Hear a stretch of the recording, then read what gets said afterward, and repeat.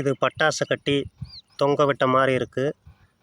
ஆனால் இதனுடைய பயன் என்னென்னா, விவசாயத்தை மயில், கிளி போன்ற குருவிகள் வந்து சேதப்படுத்தும் போது அதிலிருந்து பாதுகாக்கிறதுக்கு நம்ம இதே இடத்துல இருந்து அதை விரட்ட வேண்டிய அவசியம் இல்லை.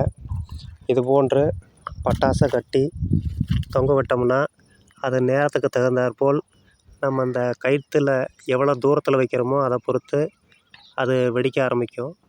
அப்போ பறவைகள்லாம் பயந்து ஓடிடும். நம்ம இதே இடத்துல இல்லாட்டியும் அந்த இடத்துல இது மாதிரி தொங்க விட்டுட்டு நம்ம தூர போயிட்டாலும் இந்த பட்டாசு வந்து அதனுடைய இடைவெளியில் கரெக்டாக பார்த்திங்கன்னா இது மாதிரி வெடிச்சுக்கிட்டே இருக்கும். இப்போ பார்த்திங்கன்னா நெருப்பு போயிட்டுருக்குது. இதில் இந்த நெருப்பு மேலே வர வர வர ஒவ்வொரு பட்டாசாக வெடிக்கும்.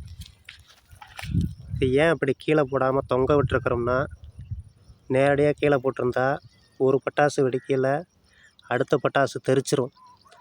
அதனால் இப்போ இப்படி தொங்க விடும்போது அந்த திரியில் பட்டோன்னே அந்த பட்டாசு நேராக கீழே விழுந்து கீழே வெடிக்கும்.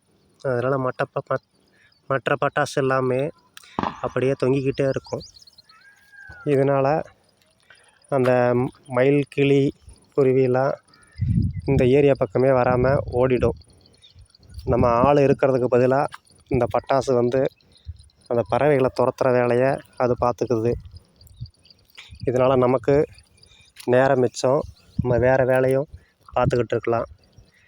இந்த பட்டாசுனுடைய தரத்தை பொறுத்து அதனுடைய சத்தம் அதிகமாக வரும். அது உங்களுடைய முடிவை பொறுத்து, அந்த பறவைகளுடைய எண்ணிக்கையை பொறுத்து நீங்கள் பட்டாசு இது மாதிரி சொருவிக்கலாம்.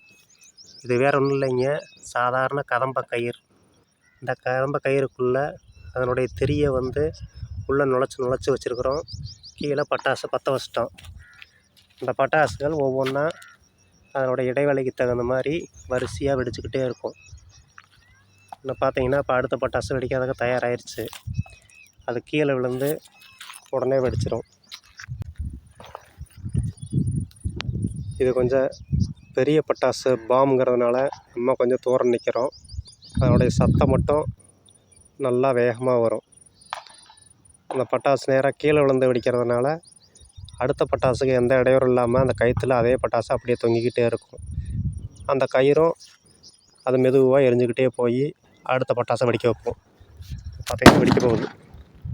இது மாதிரி வெடித்ததுனால அந்த பறவைகள்லாம் ஓடிடும். This video sponsored by BuyMode shopping app. BuyMode e-shopping application is one of the online shopping app now available on Play Store and App Store. BuyMode e-shopping. Click the link and install application. Sponsor content #BuyMode #BuyMode e-shopping #BuyMode online #BuyMode e-shopping #BuyMode application.